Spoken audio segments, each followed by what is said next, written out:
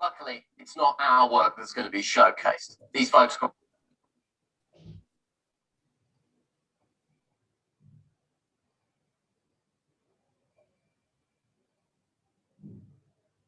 Can you hear me, guys? Okay. Good evening, everyone, and thank you for being with us for another webinar. I start by giving you some news gathered by the Malta Photography Webinars. The photo shoots organized by the European top model agency managed by Patrick Nellas and Antonella Spiteri are tentatively planned to commence in early May with another themed photo shoot. However, this will be confirmed by the organizers after seeing the new regulations to be issued by the public health authorities later in April. So watch our space on the Facebook page as well as further announcements in subsequent webinars as further details will be published accordingly.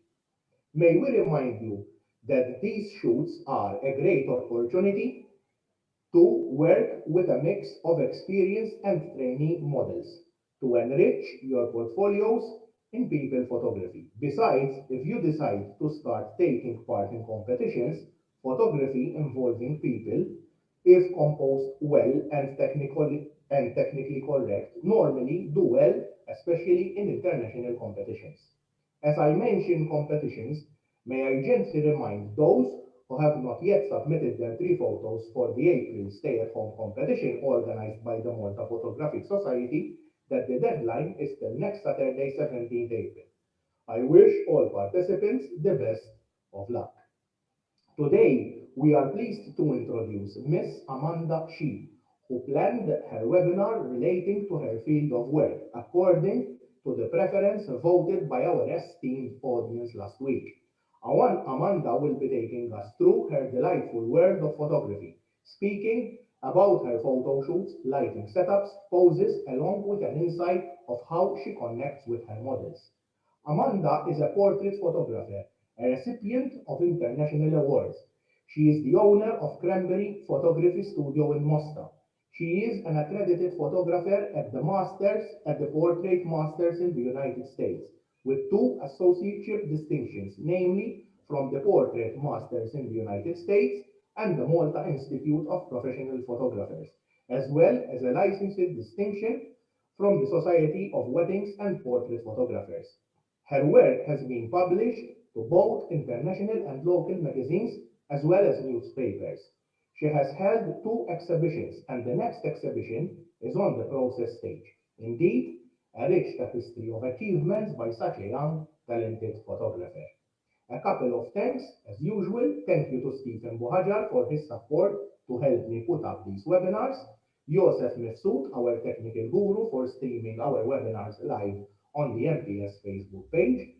The Malta Photographic Society Executive Committee for their ongoing support, and the Facebook groups for supporting us by promoting our webinars on their pages, namely in surname order, Azzopardi Tony from Fotografia Bejn il-Bib, Kutaya Alexander from Photography Shots, and Debono Johan from All Photography. I will now hand over the word to the President of the Malta Photographic Society, Mr. Stephen Buhajar, to share with us some brief news regarding the Malta Photographic Society. Over to you, Stephen. Stephen, before when you finish, I want to, before starting the presentation, I want to say some tips regarding questions and, as usual, before we introduce the guest speaker. I think you have your mic already open. So yes, it is. Thank you. Good evening, fellow members of the Malta Photographic Society. As Vince announced today, we have Amanda Hsu, who delightfully accepted our invitation to share with us some of her photographic abilities. Thank you. I have been following Amanda for these past months, and as Vince rightly so stated, Ms. Hsu is a professional portrait photographer and a recipient of international photography awards in her field. Her specialization is women portraiture, and as she states, her mission is to empower women. Lately, she worked on a very interesting project titled 40 over 40, where her ambition was to celebrate the strength, wisdom, and beauty of women over 40 years. She continuously challenges herself to bring out the beauty in people. With her portraits, people will look at themselves in a different way, and as Amanda states, they gasp when seeing their own images. It is her goal to bring out women's beauty regardless of age. Currently, she is working on her upcoming exhibition titled 30 over 40. I hope I am right. Good luck, Amanda, and I wish you more success in your photographic journey. As Vince stated, this Saturday, 17th April, is the closing date for the April stay-at-home competition. You have 2 more days to submit your best images on the MPS website. Very easy to participate. From the comfort of your home, you're a click away to take part and submit 3 images, color and or monochrome. The subject is free and no expenses incurred. If you want to test yourselves, this is a great opportunity. Before submitting your preferred images, read thoroughly the terms and conditions. Anyone who needs further information is asked to approach me and I will assist. The judging will take place on Saturday 24th at 2 in the afternoon. More information how to follow the judging process will be shared with you in the coming days. Already 3 months have passed from our AGM and the running of the new Exco. I would like to wholeheartedly thank my colleagues, Joe Attart, Leonard Cox, John Cilia, Joseph Mifsud, Johan De Bono, and Jane Farrugia for the time, dedication, and commitment they are putting to strengthen the society's stature. I am grateful to say that for these past weeks, they worked on various initiatives which will bear fruit in the coming weeks and years, some of which are the 60th anniversary celebrations, the preparations for the 56th National Competition and Exhibition 2021, including a new system for submitting the digital images, all necessary context and preparations for the 7th Malta International Exhibition, which is planned to materialize in the first quarter of the year 2022.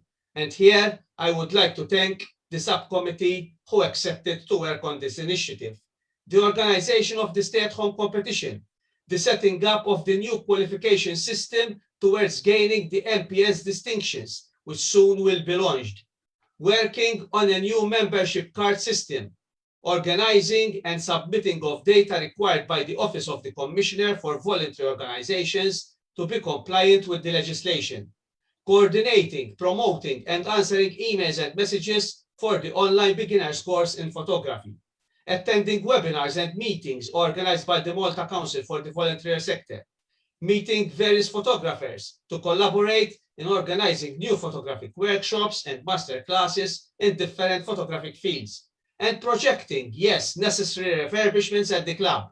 All these and other initiatives are being carried out during their free time on a voluntary basis. Thanks to all. Finally, I would like to thank all those of you who in these past days renewed their membership, those who joined our club and paid for the membership. May I say hello to Mr. Patrick Hogan from Ireland and Miss Minna Palmer from Finland. These are 2 new members who joined our society. And thanks to all those who, after my appeal, shared and promoted the online beginners course in photography poster, which started this Tuesday with 15 students enrolled. And here, I also wish to thank all tutors for their dedication and professionality with how they deliver their modules. Dear all, your contribution in promoting our beloved society nurtures appropriate positive results, which everyone will cherish in the future. Thank you, guys. Thank you, Stephen. Thank you for that really good insight regarding the Malta Photographic Society. Before we start with our feature presentation, I would like to bring to your attention that if you have any questions, please send it to me through the chat and I will coordinate with the guest speaker. Alternatively, if you wish to speak, you may use the reactions buttons by choosing the hand icon on the bottom of the panel screen. You might also see a poll on your screen during the webinar. I urge everyone to participate in these polls to create a healthy discussion and have the audience interact in these webinars. So I also would like to ask the guest speaker, Amanda, if you have any questions that you would like the opinion of the audience, just let me know, and I will put it in a poll, and I will bring you, obviously, the results will be instantly, so that you can have a better interaction with the audience. Without further ado, Amanda, I pass the floor over to you. Good luck.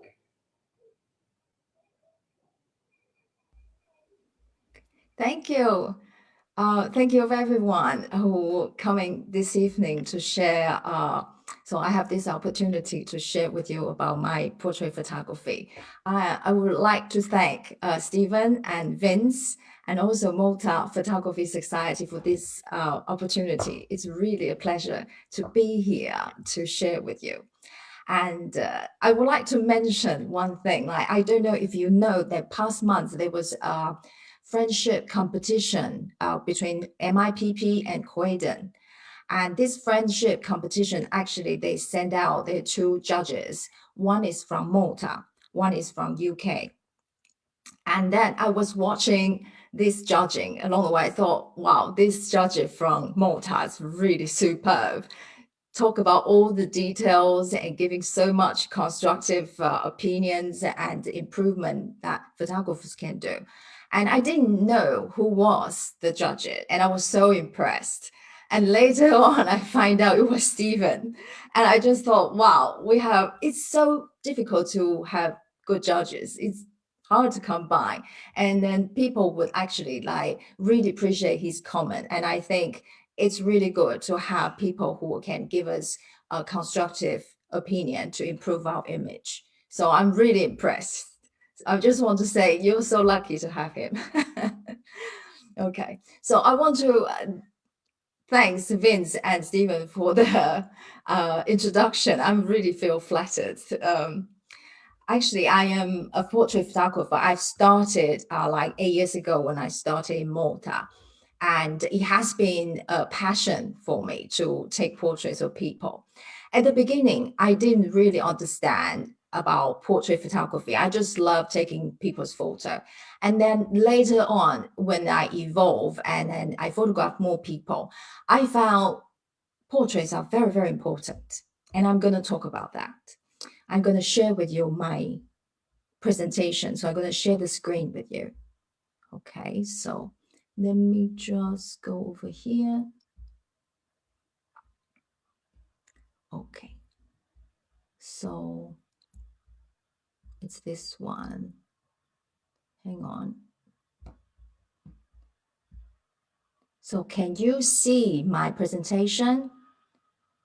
It's the poster. Can you see it? Yes, yes. Yes, you can. Good, good. Fantastic. So I'm going to go on next slide. So this is making of the portrait. So I want to talk about why portrait is important. So there are, over the year, I hear women say about what portrait changed them. And also, like, there was a question, like, when is house on fire? Ask people, what would you bring if the last couple of things you can bring? Some people would choose photograph. It's amazing, right? People will actually choose photograph to bring out the house. And then there's another thing. My grandmother passed away a couple of years ago. The first thing we do is to find her photographs. And it dawned to me, like a lot of people do the same as me. We just go and dig like old grandma's photos. So why portrait is important? It is very, very important. And I didn't know when I was younger. Now I know better because I know about life and people's experience. And I figure, wow, my job as a portrait photographer, the portraits for people, they will last for generation. They will keep them forever. And it is just so important. Okay, so later on, we'll talk about more. And now I want to talk about how to prepare for photo shoot. So first of all, when you start the idea, you want to get models and you need to get ideas, right? Often I go to social media like Instagram and Pinterest to find mood boards. Mood boards just are a board of images with ideas that you love, and then you gather them together. Usually I would go for makeup with one mood board, like this is the makeup ideas I'm going for. And then posing is another board. I would like these posings. And then another one will be hair, and also about lighting and then lighting setup. So these are all like individual boards. And then I will pick the ideas, like this one's from here, this one from here, and gather them together. And that's how I create a creative shoot. And it's so important to prepare this, because when you form the idea, everything will go so smooth on the photo shoot day, and also will help you to generate better results. And so this is the first thing I would like to talk about. Just get this idea. Like every day when you scroll through social media, if there's a good idea, just screenshot it, because you never know when it comes handy. It will give you inspiration to create a shoot. And this is just one of the shoot I did with model and also makeup artist. And this shoot was, the theme was pastel. So everything we go for pastel theme, but it's very creative, like fashion inspired. So the makeup, I communicate a lot with the makeup artist, and her job is so important to come out with the ideas that would strike people, would inspire people, would make them look twice. So that was I think the core of the show is about makeup and hair. If you would like to do this type of show, I think that's very important. You get like makeup and hair and come up with a theme and go around it. So this is another shoe. This shoe is more about summer. So we use like vivid color. You can see the yellow and also the earring. These are all more vibrant color. And also the backdrop I chose was, I wanted to have the feeling of summer. So the blue sky and the blue sea. So that's what these colors ideas come from. Okay, so communicate with the model before the photo shoot. I do this a lot. I communicate a lot. Sometimes I over communicate as well, because I really want them to prepare well for the shoot. And I will send out some mood boards for model to see what was the idea. So sometimes she'll come out with the idea, oh, I got this dress, I got this accessory that might be useful for the shoot. So I would talk about what to bring over to the shoot. Like for example, like this kind of look, I would just ask them to bring a strapless top. So this is something I will put in the note for them to bring over. And there are quite a list about things I go through with them. So let me see. Okay. Like accessories, what they should bring over. If they have the necklace, will go with the look. That's great. And rings, scarf, hat, and shoes. So it depends on the theme you're going for. And then you'll go into more details to prepare model to bring stuff over. And also makeup, sometimes if you do something really natural, maybe the model will be able to manage their own makeup. And if you have a makeup artist, you can also tell models they just have to come with face cleaned, washed, and they don't need to put anything on. So makeup artists would do a makeup for them. And also hair, some long hair model, they know how to style their own hair, and some don't. So you have to communicate with them and to tell them like what the idea you're looking for, and they will help you to prepare, of course. Most of them, they are very, very good when I work with them. And I do hair styling as well. So I would tell models like, just have the hair washed the day before, because when the hair is completely dry and clean, it's much easier to style. And also skin preparation. I will ask them to exfoliate their face like 2 or 3 days before, but not the day before, because sometimes the skin gets really red and it's very, very difficult for editing. So, and also about tanning.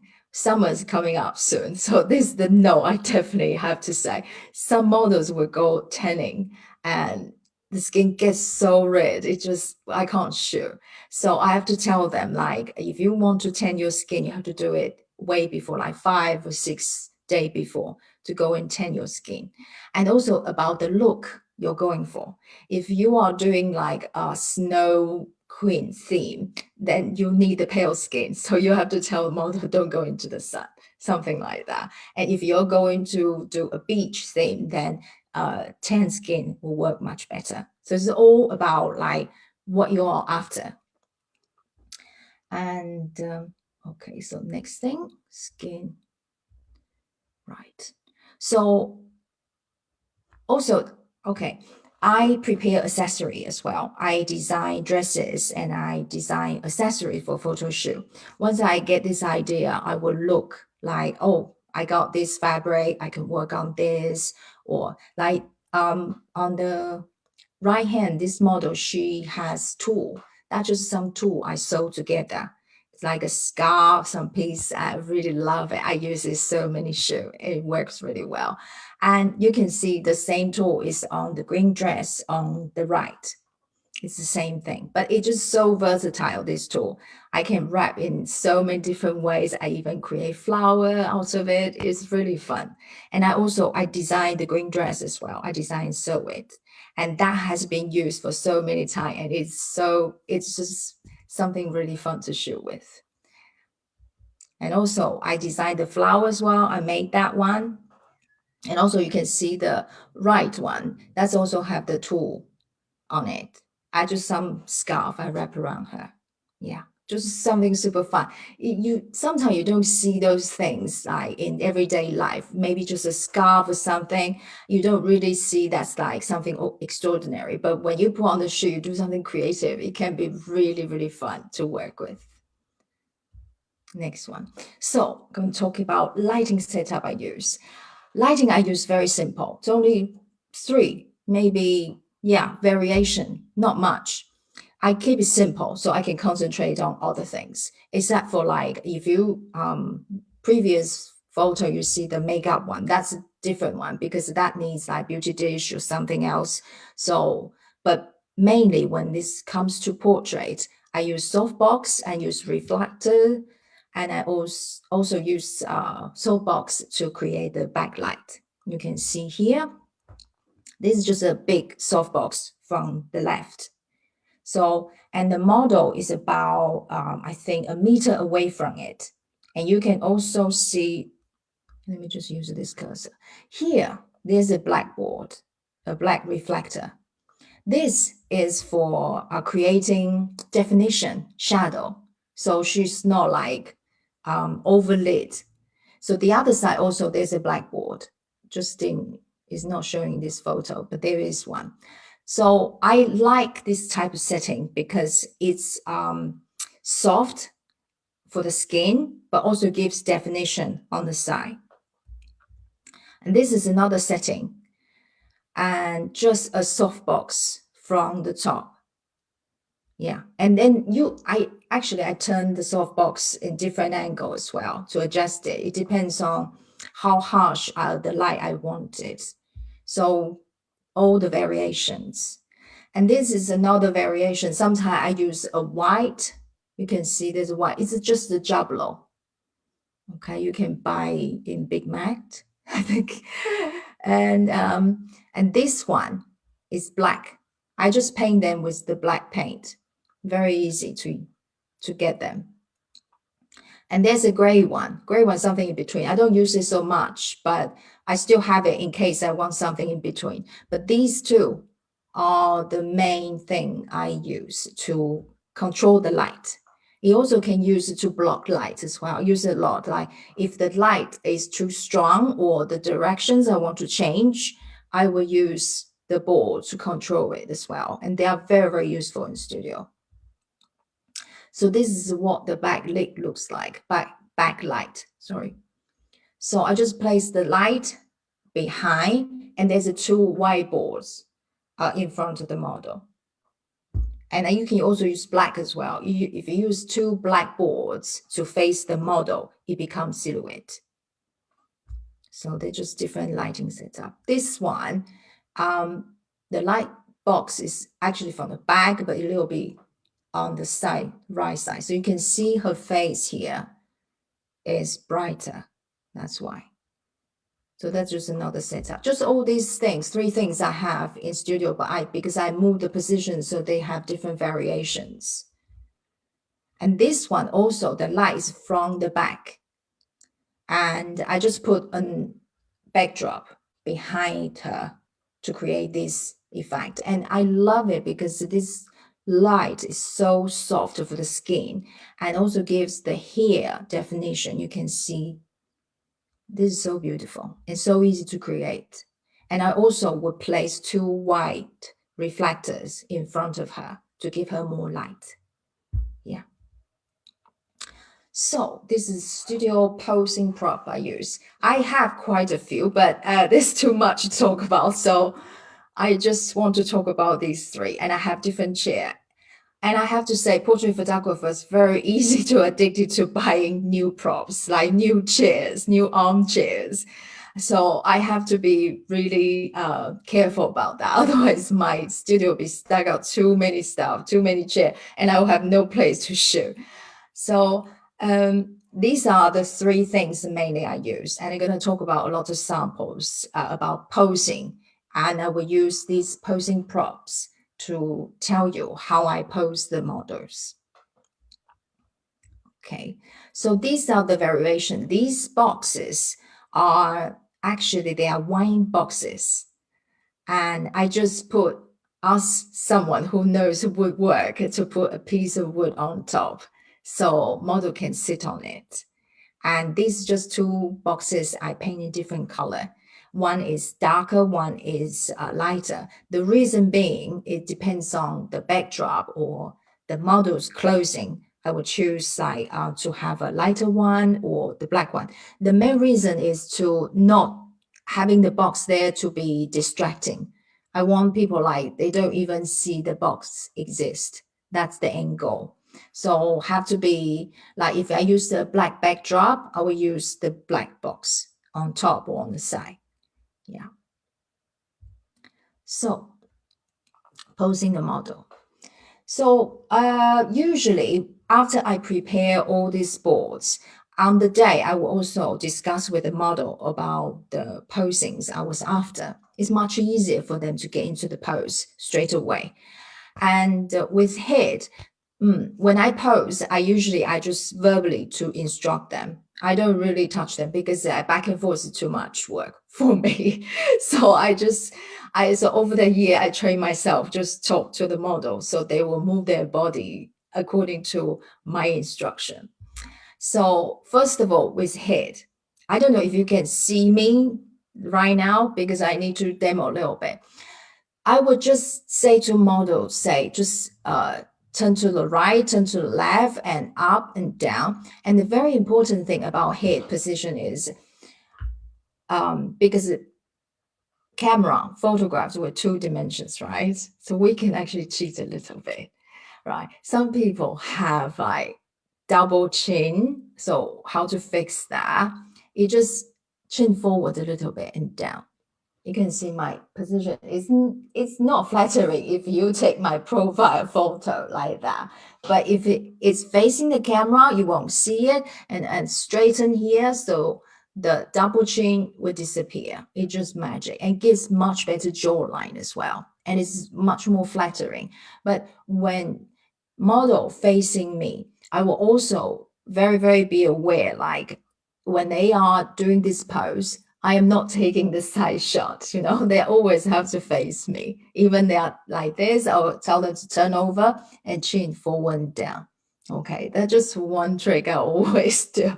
But with very skinny model, you don't have to do it. But just those ones who are more conscious about their jawline here, we can help them with this. That's just the head.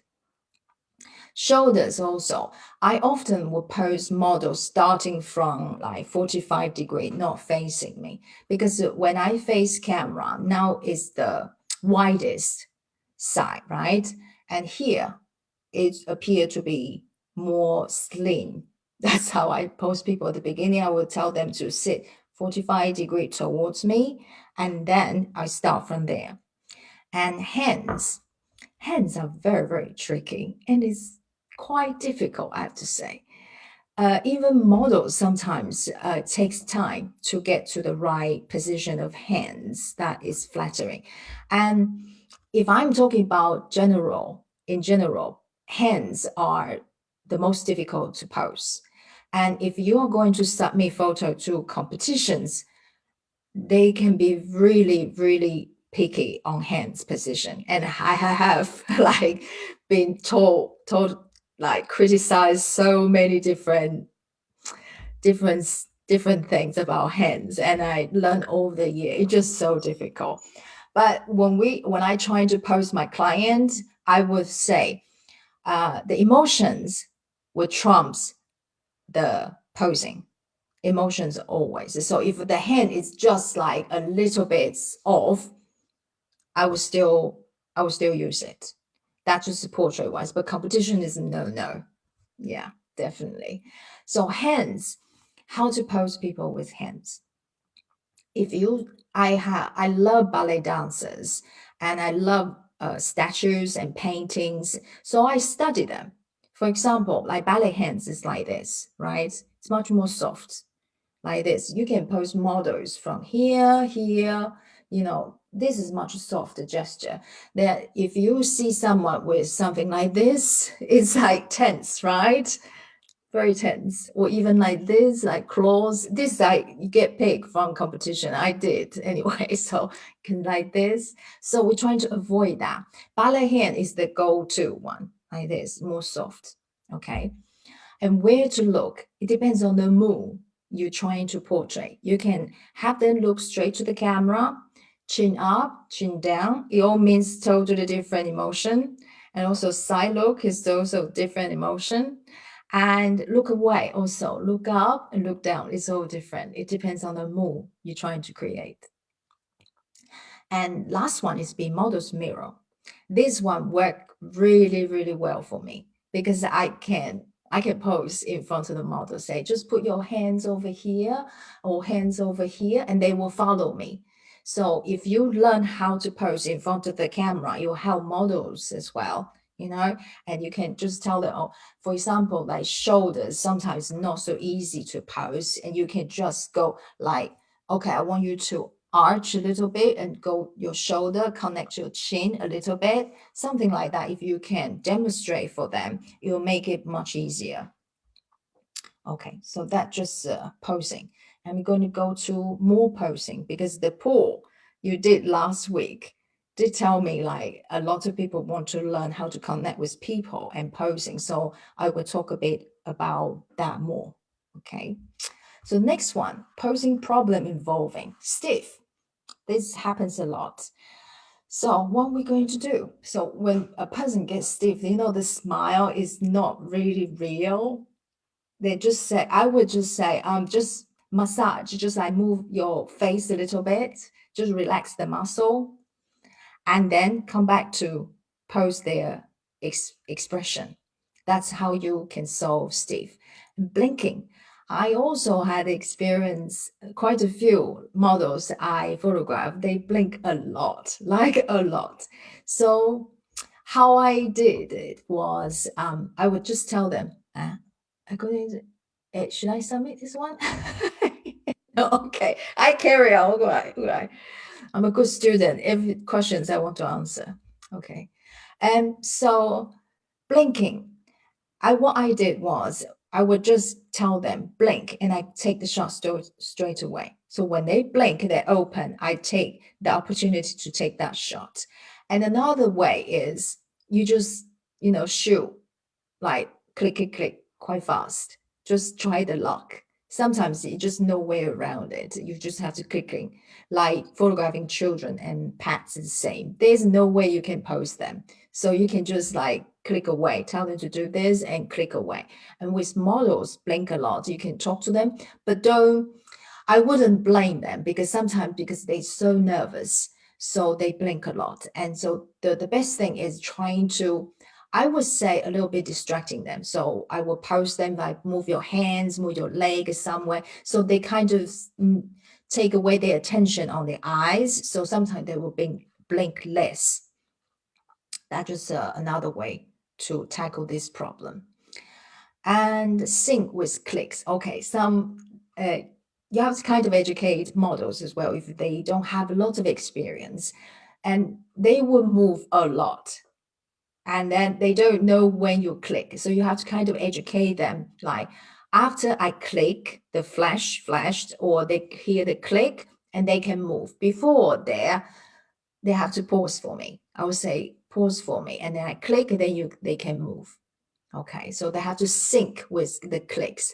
So sometimes I will find models that before I click, they move position already. And it's like, I didn't get the shot, I have to do it again. Repositioning. Reposition is about body, like when you pose their body, they become like too stiff, not right. It's just not right. So you have to ask them to stand up and go back to the pose again. That's what I usually do. So when they move back to the position, you look much more natural, not stiff. And the fifth one is tell stories, especially when you have a particular mood you want to portray. Like I did the MIPP Associateship. That is all about emotions. So I would tell stories like feeling really sad, feeling really anxious because you are going to a place you don't know. It looks spooky, it looks dangerous. So you want them to get into the story in their head and to imagine the situation and give you the emotions you want. So you will need to tell the story. And jokes just to relax people. Some people get really nervous, right? So I do have like a couple of jokes I can tell them at the spot. So just to break the ice. I'm sure everyone is really good here. And so last one, move on. What is move on? Means when the posing from the idea you get from like Pinterest or anywhere, it just doesn't work. It doesn't matter how you post the model. It just doesn't look like it doesn't work. Just move on, because everybody have different body type and the flexibility is different. So they are possible, like the posings, the pose that the model with the idea photo was not possible to achieve that. Perhaps the model did yoga, so her leg was like so long and an awkward position, she can manage it, but not everyone can do it. So bear in mind that not everyone has the same flexibility. And also, I will always tell model, even dancers, also the same. I will tell them, don't strain yourself. It's very, very important you don't get injured. Because I don't want them to get injured in photo shoot and have bad, memory about photo shoot. So I always tell them, don't get stressful. And if you can't do it, tell me, we move on to another pose. Okay. So that's the next one. Let me okay. So this is the posing with the table. I want to go back to one of the slides to show you what was the table I used. Sorry. This one. So you can see this stool has a black fabric. I particularly put on this because I was using the stool as a table to pose the model. I would use a black fabric on top, or sometimes change it to different color. It depends on the theme. So you can see just a stool. There are so many different variations, right? And you can see the composition I was aiming for. Look at their hands. They are all ballet hands. So this one, she just sits straight facing camera. And I tell her just to have her hand up around her chin here. And she will just tilt. Or I would ask her to tilt both sides if I was trying different pose. And in the end, I would see which one worked the best. And the middle one, she's sitting sideways. This one is full front. This one is sideways. So what she did was just putting her hand, one hand on the stool and sitting a bit sideways. And you'll notice that her shoulder, she dropped down her shoulder as well. Ask her to drop down her shoulder. So it appeared to be long hand. And also this hand, also she posed like this. She also have some poses around her face. It's very similar like this. But just because the sitting position is different, it looked just entirely different pose. And this one, she has, let me have a look, because sorry, hang on. Okay. So she just sitting in other side, facing the other side. Her legs was on the right hand side, on my right hand side. And then I also asked her shoulder to, how do they point to the front a little bit. So create this nice triangle shape for me. Yeah. And then you just have to work with their hands. Sometimes with this pose, they tend to be chin up. So I will ask them to come back to more closer to their shoulder to connect here. And this looks really nice like this. It's beautiful. And this is also like a table, but the position is different. You can see this one is about like above waist high. This one is about chest high. So when you move the table in a different level, the pose entirely just change and it's so dynamic. You can see she just put her two hands here or just rest two hands here and turn her face towards me. And it's just so beautiful, just like that, very simple. And this one, she was having two hands rest down, and then I asked her to put one hand up. I asked her to do this hand because if she did the other hand, it would block too much of her face. So I asked her to put on this hand and do some posing for me. Yeah, and this one particularly, she was chin up, and you look really, really good here. All right, okay. Posing model, okay. All right, so I'm telling you some tips right now. Yes. Yeah. Okay. Okay, next one. So this is also the same exact table with the black cloth. Okay. I'm gonna try to take it slower so you can take it all in. And she sit, you can see her legs here are very sideways. Oh, just facing directly on the left, and she turned her upper body towards the camera, but not entirely. I still like to remain this angle. Very flattering. You see this triangle here? It's beautiful. And that's why I always aim to get. And also here's the triangle. Yeah, it's interesting about triangle. I want to talk about this. You can see a lot of fashion images. You can see a lot of triangle in them. I think this was just something fascinating shape for human.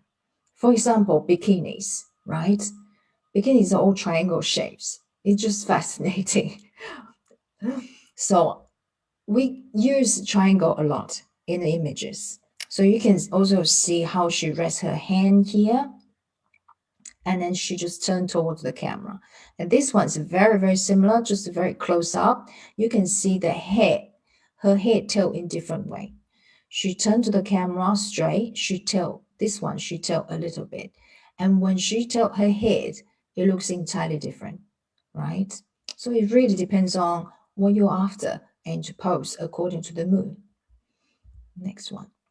So posing with back facing the camera.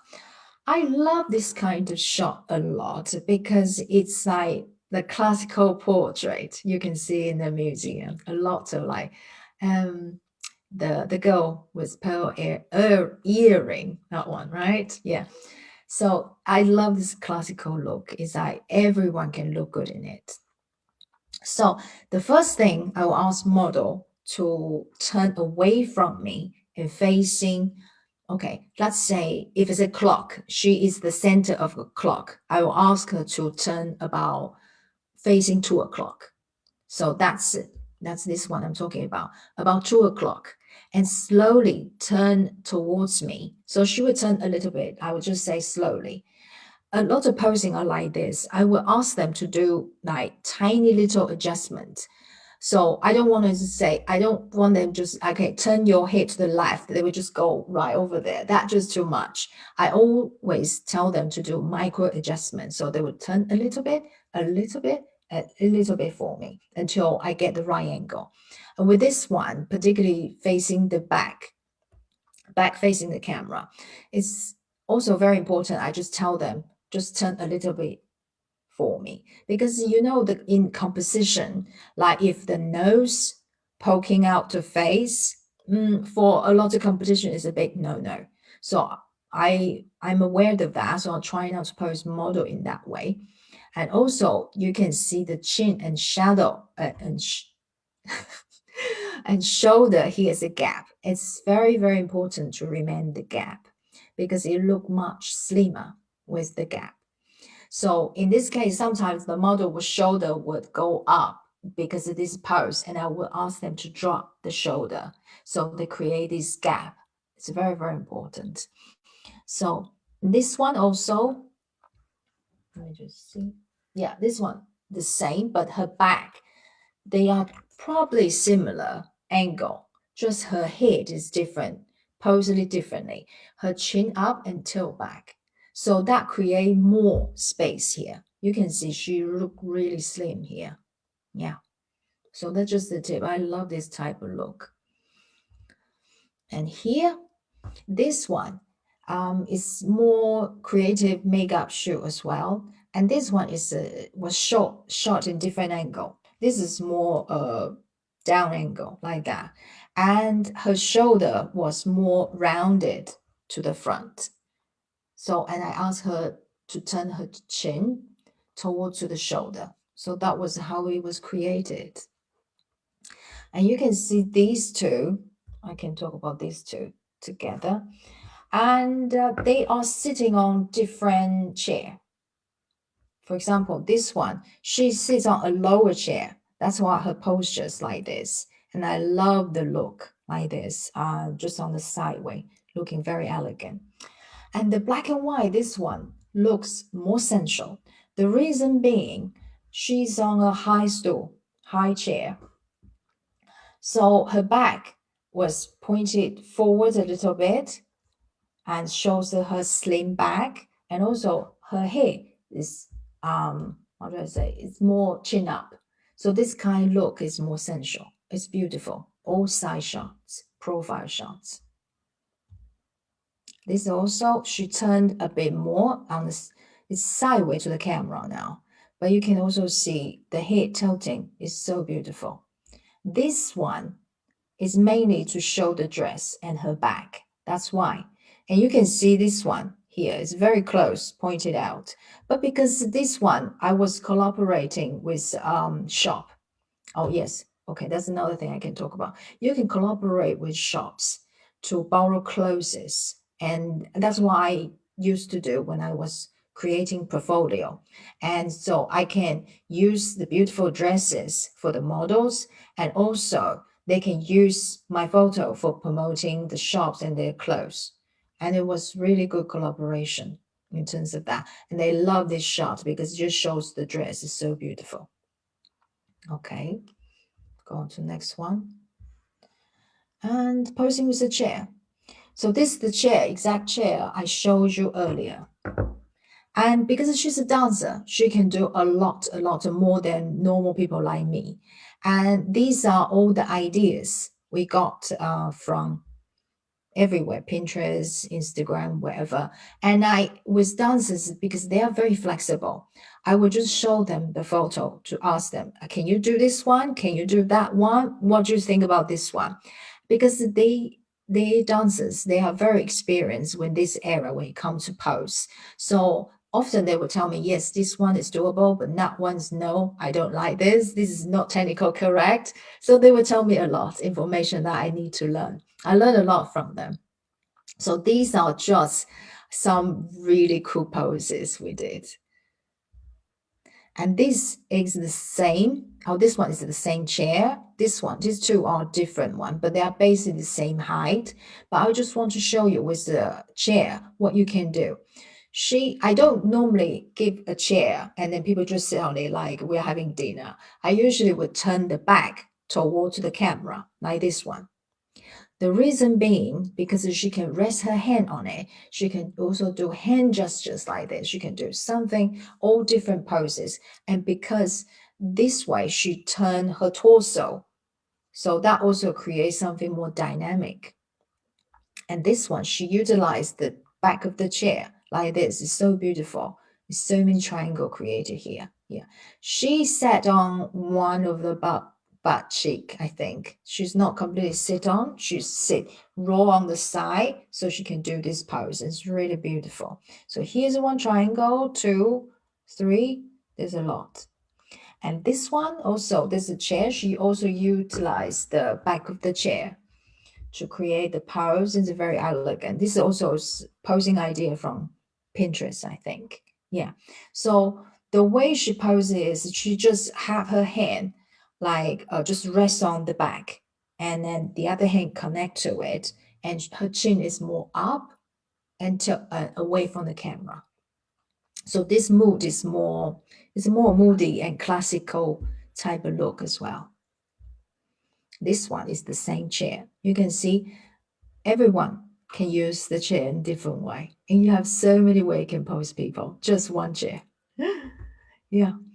And this one is so cool as well. She is more like 19, that sort of age. So I want to portray like her own age, more teenager, late teenager. So she will have this gesture like that. It's more cool for teenagers, I guess. So we're talking about boxes. Let me have a look at the time. We still got lots of slides. Amanda, Yeah. we've got a question. Yes, tell me. We've got a question from Peter Bartolovanis. He is asking you, what do you use for backdrops? What's that? What do you use? The type of backdrops that you use, muslins, or the type of backdrops that you use? Ah, okay, the type of backdrops. These are joblos. Okay, so these are the joblos. Polystyrene, okay, the same thing. So polystyrene, I paint them with different colors. Like these ones are gray color. And I also, let me just have a look. Do I have a different? Okay, like the ones, this is a wall. I have a wall I painted in gray, dark gray. This is that, and this one, black and white, can't see. These are canvas I painted. Yeah, I paint my own backdrop.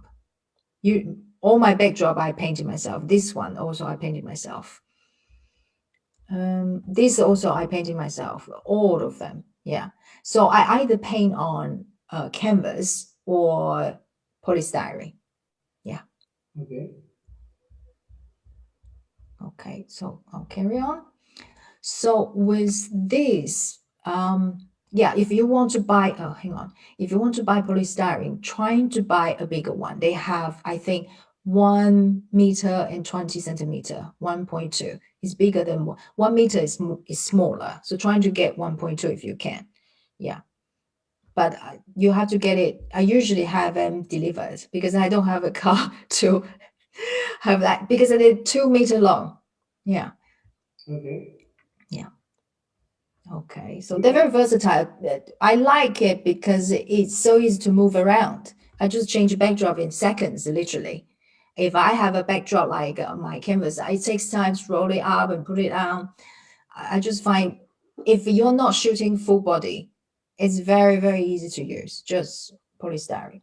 Another cheap option maybe for those who do not want to spend a lot of money, maybe they're starting off with trying out, and they can have a really good backdrop, is by buying some cheap fabric and then trying to put that in a bath, use some bleach, and let it settle. And then you would get some interesting textures in the fabric. It's a good, I mean, I've learned this from a photographer who did that. And it can give you a good a good option. Yes, there's so many different ways. I have also heard people use just fabric. They will have this velvet just use as a background. So easy. So there are so many different ways to use background. Where do you buy your canvas from? I have it. You mean the sheets? I have it from UK. UK. Okay. Yeah. So just order from eBay, I think. So okay. So these are different poses now. We're talking about boxes. Boxes are so cool. You won't believe it. This is the best thing for posing. Okay. So after this talk, you are going to hunt boxes. I guarantee you, it's so cool. So these are all from the boxes. And I stack them. You can see I stack them.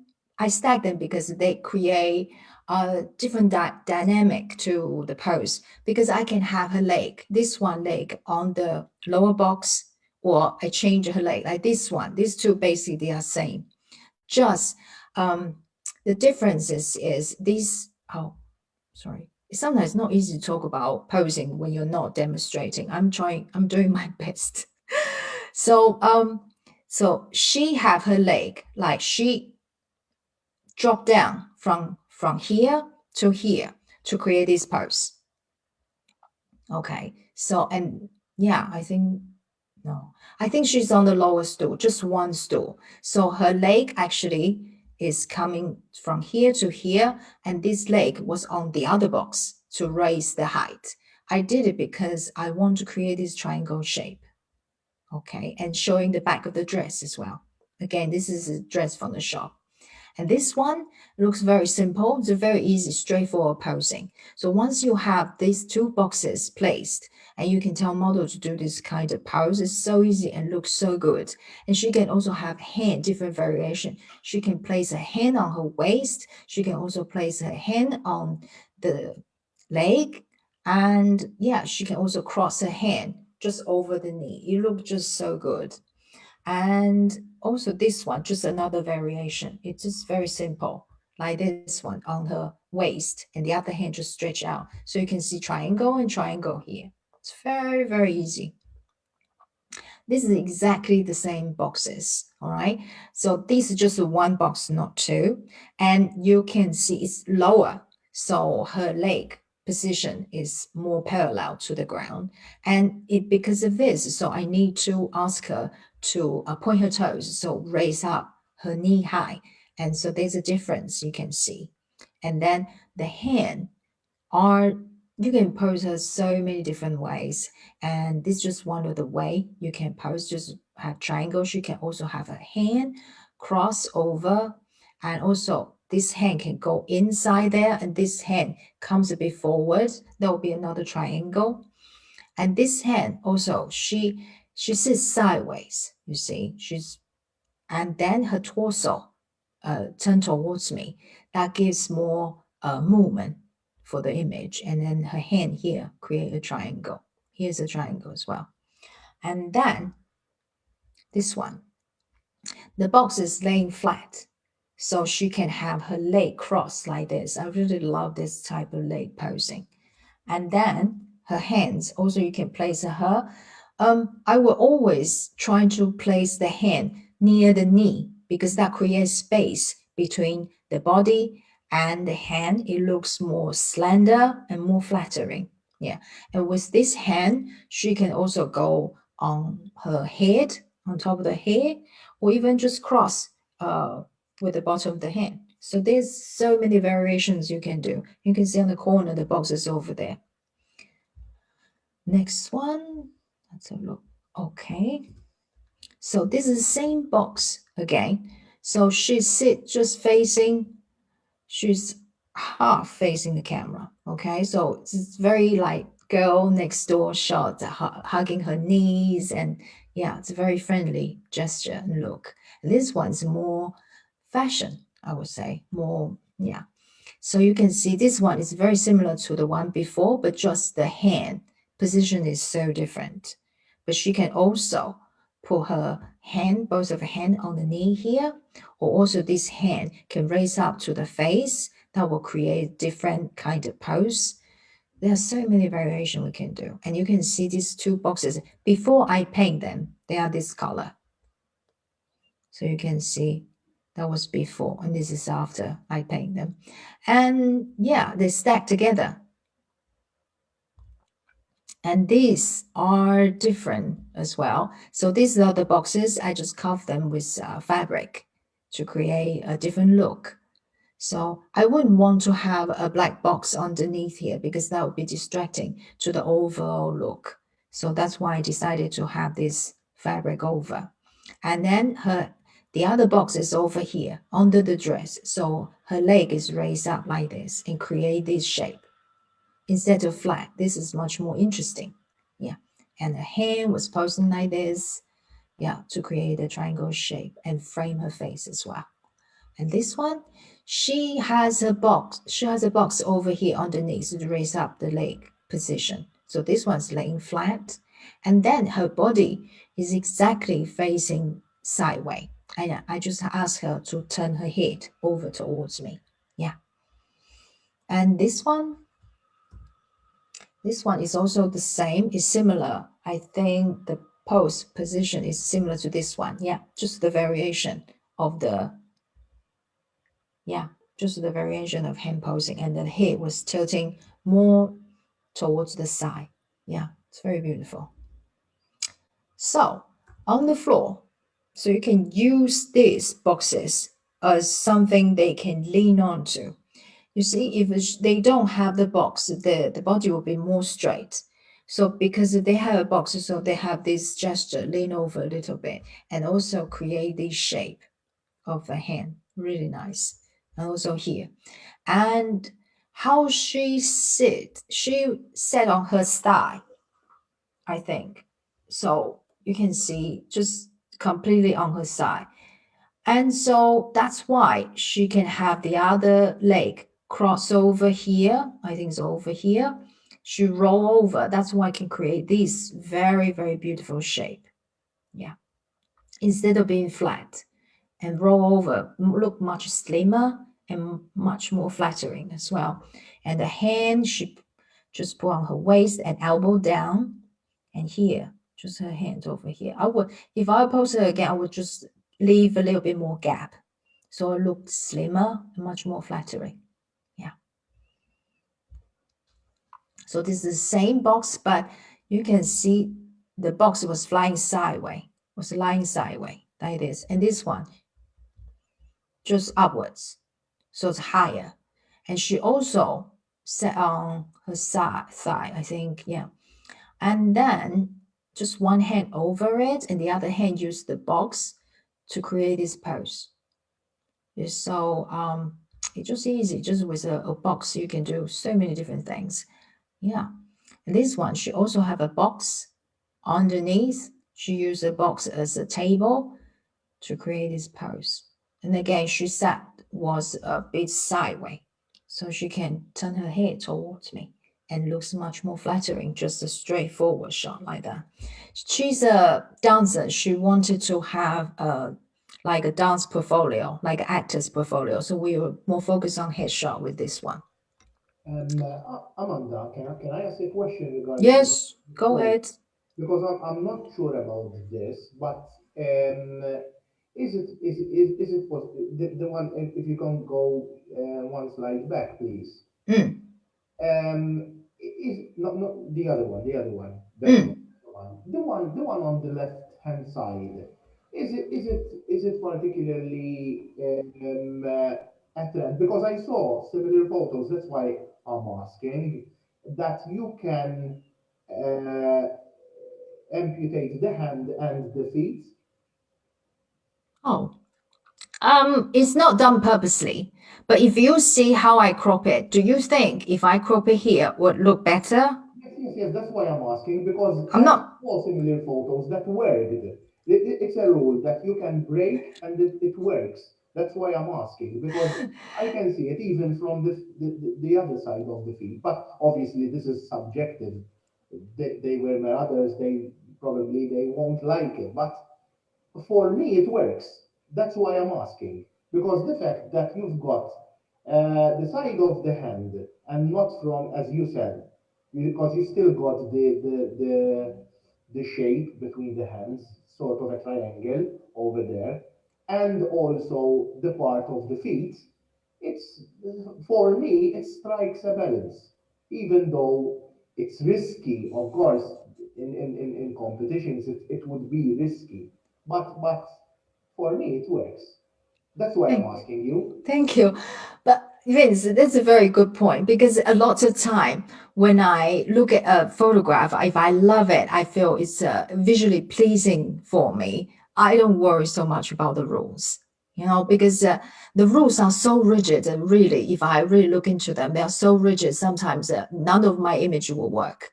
So I cannot always follow the rules. And I feel this one worked for me. I will just go for it because this is not the image I would submit to a competition. I would know this is not going to get me anything, so I wouldn't. But I will still post this photo because it's beautiful.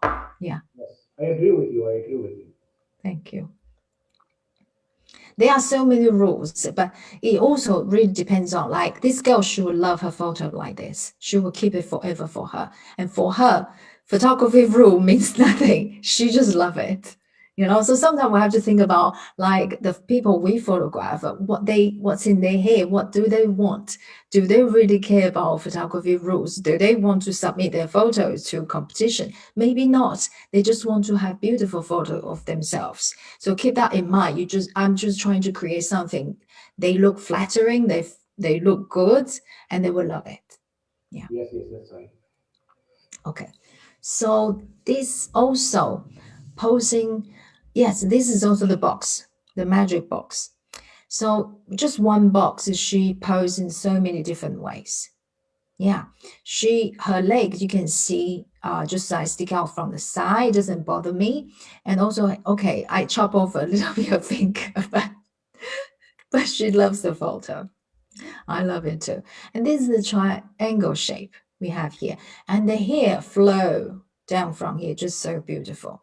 So when we post people, we also have to be aware about the hair as well. If her hair is like both sides, it won't look the same as this because this also create the shape. You can ask model just flip her hair on one side. It looks so beautiful like this. Okay, let me see. And this one is just like the hairs from the both sides. Just a very simple, easy pose, holding her arm like this. Yeah, let me see next one. So this one also, she sat on the box, but the box was laid flat, I think. Yeah, that's why you can see her knee. It's very easy, just stack her knee up because the sitting position is lower. So that's very easy to create a triangle shape. All I have to do is just tell her, like, lower one knee and bring up the other knee. So immediately I will have this shape like this. And then she sat sideways. So I just ask her to turn towards me a little bit. And then she just places her hand here and hand here. So easy. And I can do variation. For example, I ask her hand to drop her hand down to connect to here. And she can turn even more sideways this way towards me. So that's a totally different pose. Yeah. And this one, I think she sat on different stool now. I think this is a different box or two boxes together because you can see the knee is much higher. Yeah, much lower. So she's sitting higher. Yeah. And she sort of turn her body, move her torso a little bit more. You can see you got nice arch here on the body because she sort of turn her body, twist her torso a little bit more to have this angle. It's very beautiful. Okay, so here is another box. So she sat on this box and just on her thigh and then roll her body towards this box. And then you can see it's just so beautiful. Her ballet hands, you can see, and she's just like chin up, look away. Yeah. So those are the boxes posing. So how are we with time now? So should I quickly go over them? Yes, yes, yeah. It's okay. We're good on time, Amanda. We're good on time. Don't worry. Okay, okay. So this is on the posing on the floor. I'm very careful about put people on the floor because like there are some older lady. If it's my mom, I wouldn't put her on the floor because she might have difficulty to get up. So posing on the floor, had to be aware of that. Like people are not always flexible. So this is like see this pose like look very easy, but it's actually a little bit tricky to separate two legs apart. So she roll her body, I think, back towards that way a little bit, so she can create this shape. And then she roll her the leg over there, and then she move her torso, the shoulder towards this way to create this shape. I don't know if you understand or not. But this is the basic how I pose her that way. And yeah, it worked. And also, she's not completely sideways. She turned towards me a little bit. Yeah, it's so beautiful.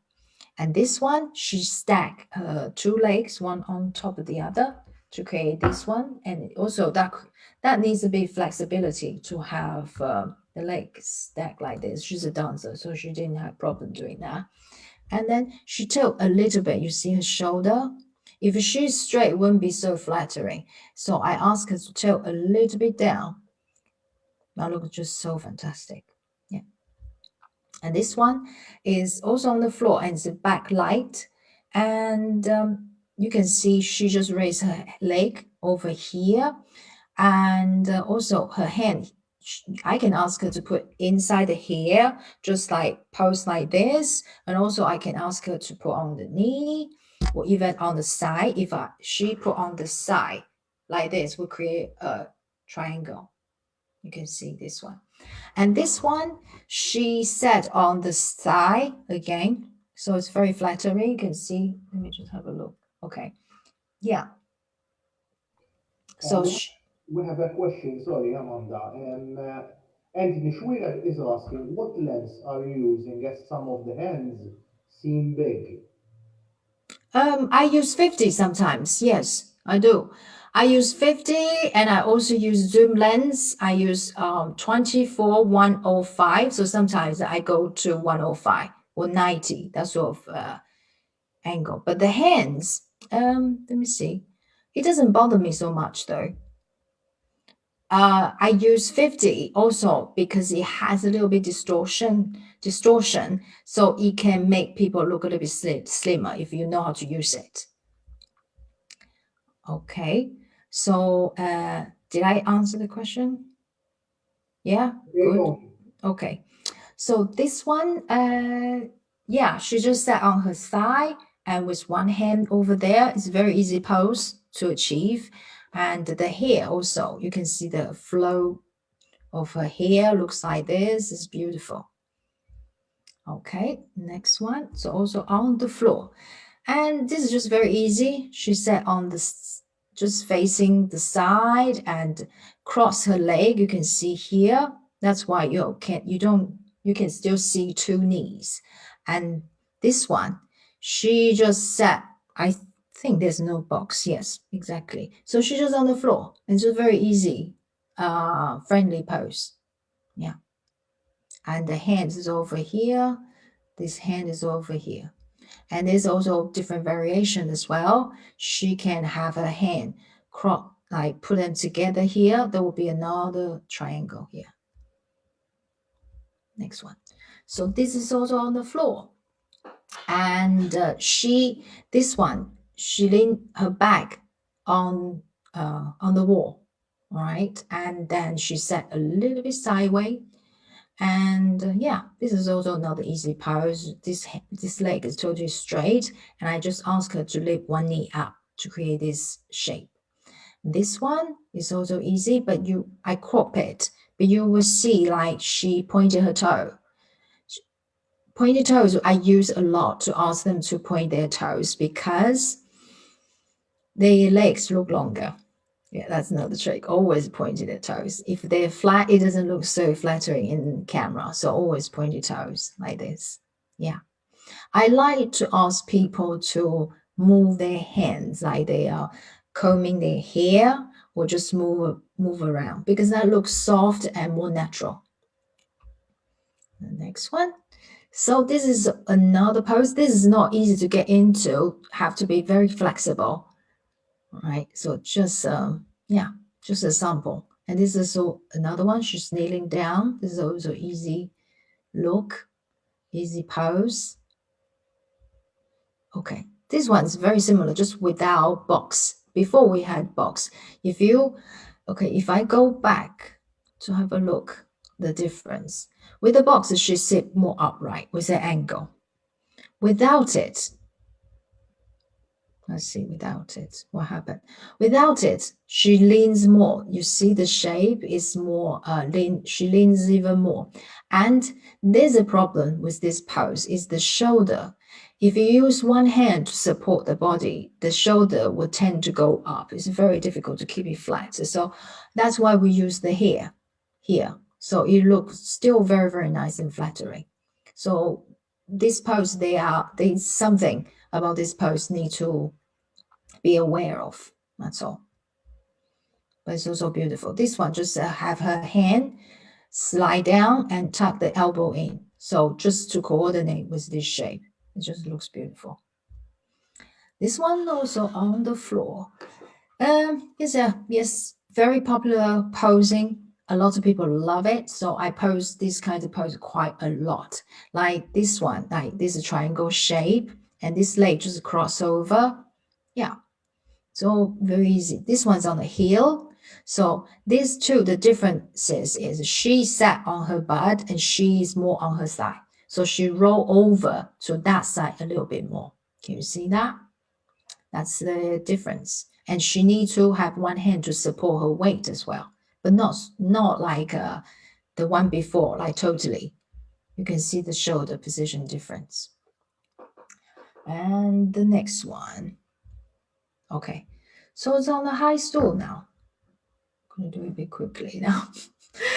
All right, the high stool. High stool, there's not many posing for this one because the height restricted the body position, but we still can try to create something. And there's something about high stool. The pose look great. You can see this one, she posed like this, just very simple.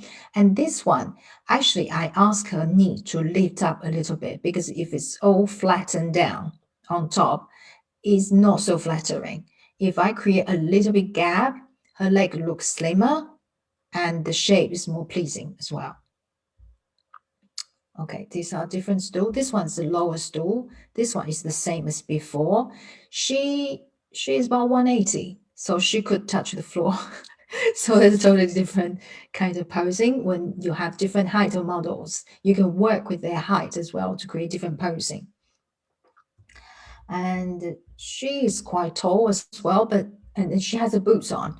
And you see she leaned back to be able to lift her leg up. So that creates different dynamic, different than this one. You can see a difference. She rests her leg on the stool, I think, on the side of the stool. So this one, these two are quite different. See, she can bend her leg as well. She sat on the stool more, and this one, she sat like half of it. So you see the variations are different, how she placed the leg differently. This one's more straight, this one is bent. So it depends on what you like. And then she also have the shape of here. This, yeah, just like I said, there's limitation about using the stool, but they look really beautiful. So these are more variation. Yeah, have long legs, they can reach it, so it looks just beautiful like that. And this one just very simple, sitting down like that. Can we start a poll, please, Vince? Sorry? Can we start a poll? Yes, sure. Ask everyone what they want to get next for posing. What they want to get? Yes, for posing. I talk about chair, I talk about boxes, and I talk about stools. What they will be interested to get next. What type you mean? If you Ah? can give some option. No, she is asking, what she used boxes, stools, chairs. Now, what's the next item as a prop? I leave the items as a multiple choice, you know? Because you cannot, they cannot give me the answer. Ah, right. Okay. First one, chair. Wooden chair. For example, Peter Bartoloparnis is saying dance pose. A little very naughty old man. Just joking. No, it could be an option as well to have props. For example, Paul, it's very interesting. He's had a leather. Oh, leather. Good, good. I have one as well. Yeah. Do you have any items that you have in mind that we can put in the poll? Yeah. Okay. Just a wooden chair, like I showed before. Wooden chair. Let me just show you. The very first. Let me just come out this. Sorry. Wooden chair, box, stool. And let me just see the power. Okay, here. These three stuff. Wooden boxes, chairs, stool, high stool. High stool, chair, boxes. Okay, low. That's a okay. Yeah, high stool, boxes, and just a wooden chair. Wooden chair. Okay. I'll put And the table as well.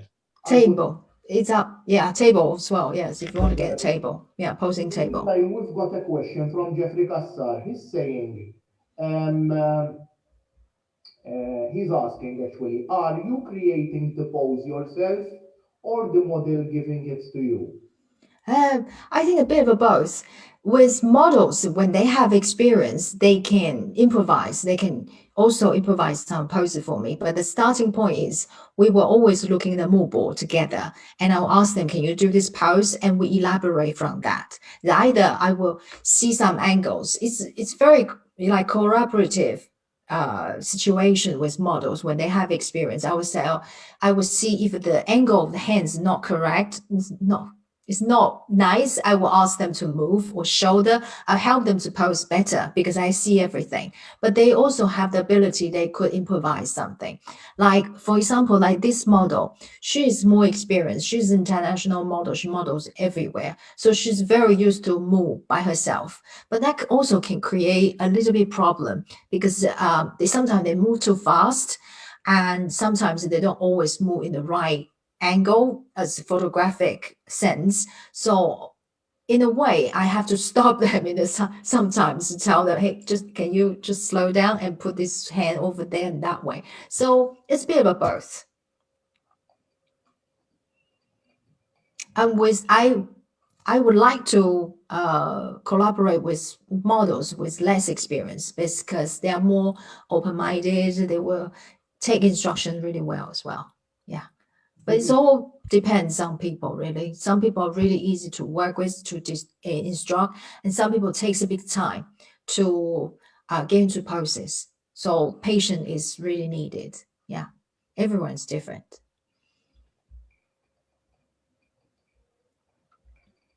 Okay. So this one also high stool. This one also, yeah.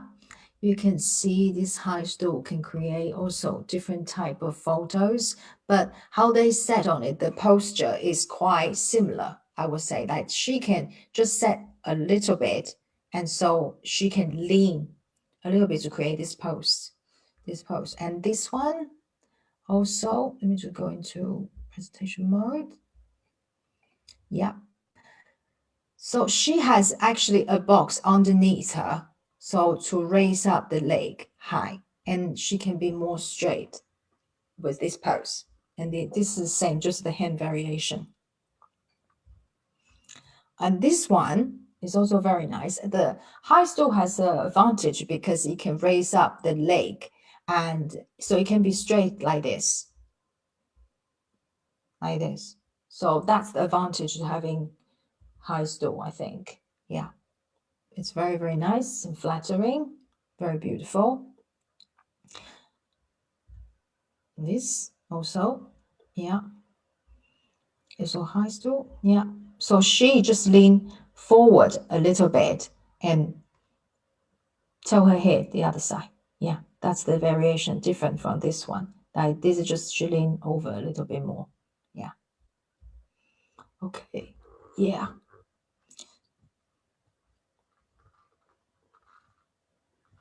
Dance pole, gosh, okay.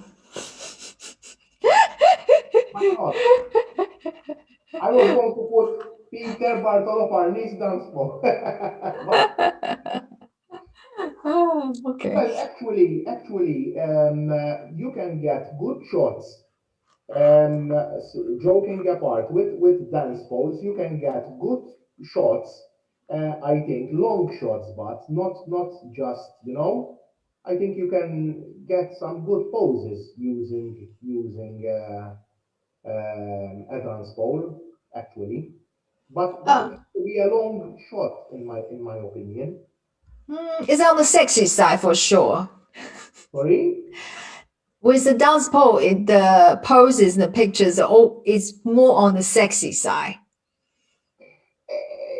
It could be glamour. It could be glamour. It could be fine art. Fine art. It's not classic. I wouldn't say classic. I wouldn't No, it's a very modern thing. This is very modern. modern glamour. I would say glamour. Glamour, fashion.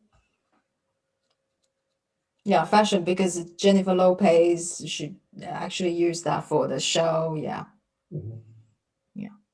Okay, be interesting to see the poll. This is the next one, also with high stool. So you can see the variation. She also have a box underneath her. That's why I crop it. This also have a box underneath her to raise up the height of the leg. Yeah. So there are some tricks you can do. Just have different heights of the leg and variation of the boxes, also to stack the boxes. The reason being is to create different kind of dynamic, and the poses because the body shape will change because of different height. If I don't Sorry. Peter suggested upright beams as well. And then he suggested handcuffs, ropes for accessories. We are not that kind of talk, okay? This is not this type of a presentation. We'll have to ask someone else to do this. He's joking. Amanda, he's joking. I know. Yes. We'll have to ask someone to do that type. Yes. I'm trying to bring out the elegance and beauty of the woman. Okay. Yeah. Okay. So let's see. This is also tall stool. Yeah. You can see the variations of the photos.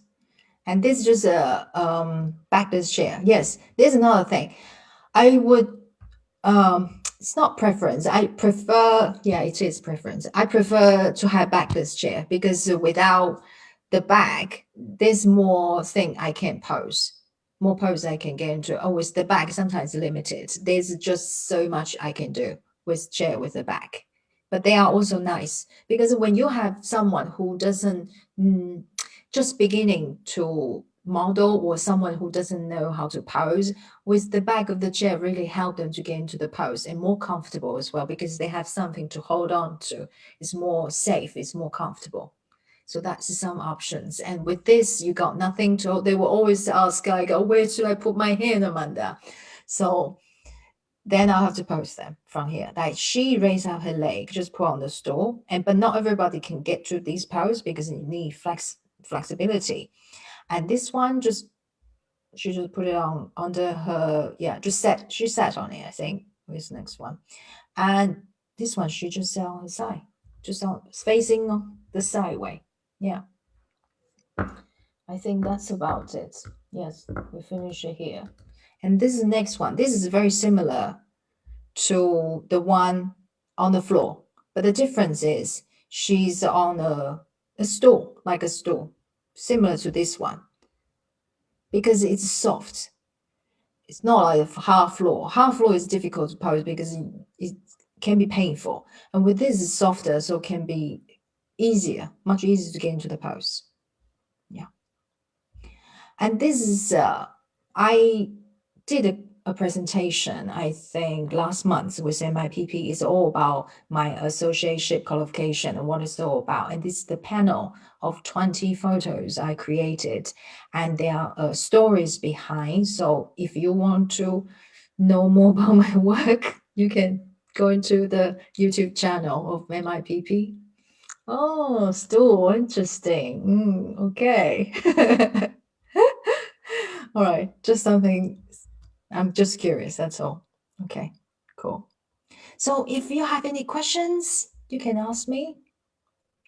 The first poll, just 1 second, let me get the results of the first poll because there was something a bit interesting. Uh, I thought for the first question that we raised in the first poll was according to you, which is the most challenging when shooting portrait photos? And 56% of those who participated in the poll said posing the model is challenging. Actually, placing of the hands, which in my view is the most challenging of them all, got 26%, was third. I was a bit surprised because even I refer to your comments in the presentation, you said placing of the hands are very difficult, are very difficult. And for me, that is very, very challenging because you have, when doing certain poses, you have to obviously get the model in a way that she's comfortable. She has to look comfortable. And rightly so, she has to look elegant. She has to look, mind you, as regards to elegance, it's not just these types of photos. You can get fine art images. This is my opinion. But you can get good fine art images, which are nude images, boudoir images, that bring out the elegance in both sexes. And I'm referring as an artist photographer, because I think photography is an art. It's not just having people. It's about the human. It's about the human body. But going back to the poll, I think that for me, placing of the hands, it's challenging. So I was a bit surprised by posing the model and lights, controlling lighting seemed not. I mean, it's came second, 37% actually voted for controlling the lights. What do you make of this? The first poll, Amanda. What do you think? In your view? I think all aspects very challenging. I think what I do is I have the lighting decided before the shoot. So I fiddle the light less and concentrate on pose more and the model connecting with her, more concentrate on her much more than the lighting. So I will probably spend more time before just to get the lighting right. And I would need to only do some like light testing before we get into the shot. And I also know like when we get to the next set of posing, what I'm going to change already. So because I will test them out, I have already done all that work before the model comes in. But there's also another scenario like I need to test light. So I will ask my friend, can you just sit there for me to test different type of light before I get my clients or my models in? Yeah. That's the lighting. And posing is really about a lot of practice, a lot of practice. You sometimes I will look at the one photo and just really love the pose, and I will bring it to a model, say, can you do this one? Let's try to work on this one. So that's how you're trying to get the pose what you want. And a lot of times it's all about practice. Yeah. The more you show, the more you practice, you get better. It's everything like this. Yeah.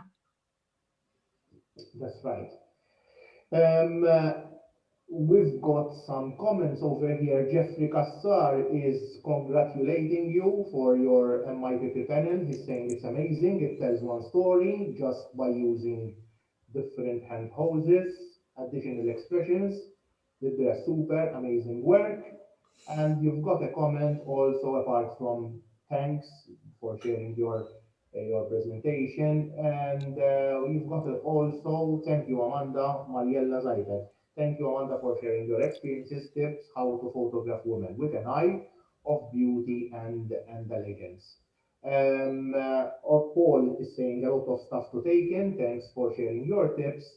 And you've got a couple of comments, obviously commending your presentation. It was really lovely, really beautiful. I really enjoyed it because people photography is one of my preferred subjects, and so I really enjoyed it. And thank you for sharing your technical tips. They were very, very technical indeed.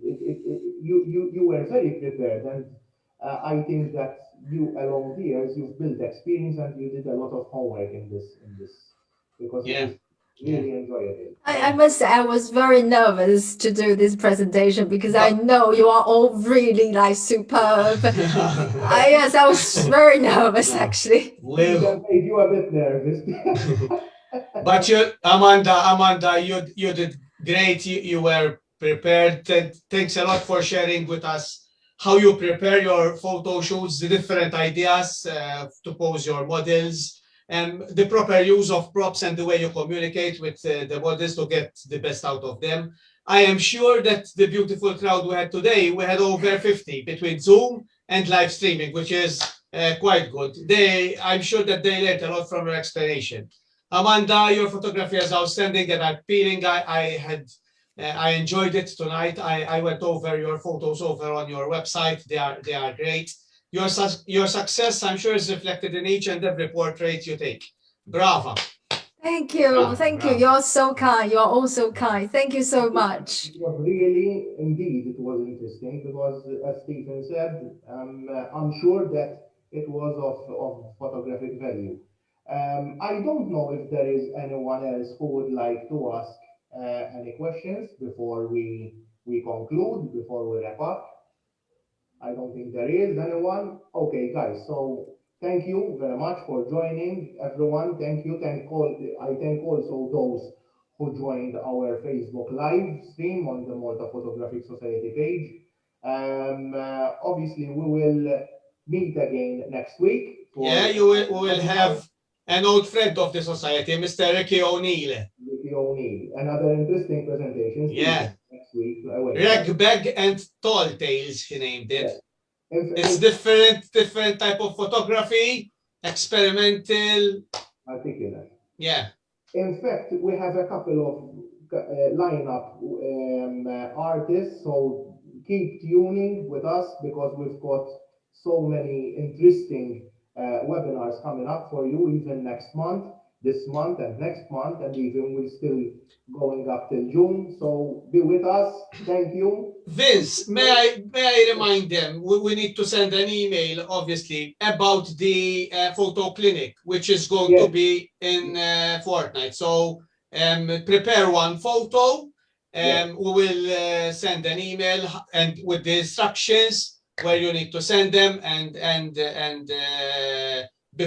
when the deadline, so that we will prepare the setting and also ask for mentors to be with us on the day and also to calculate how much time we need for every photo, like we did last time. It's very important that you read the promo so that you would exactly send the photos on both emails. You're going to have everything. It's very important that you read the instructions on the promo, so because we need to receive them both, myself and Stephen, because we check and then to have two separate copies. So thank you everyone once again. We hope to see another lovely crowd next week. Till then, keep safe, everyone, and have a good week. Bye bye. Thank you. Bye, everyone. Bye. Thank you. Bye. Bye.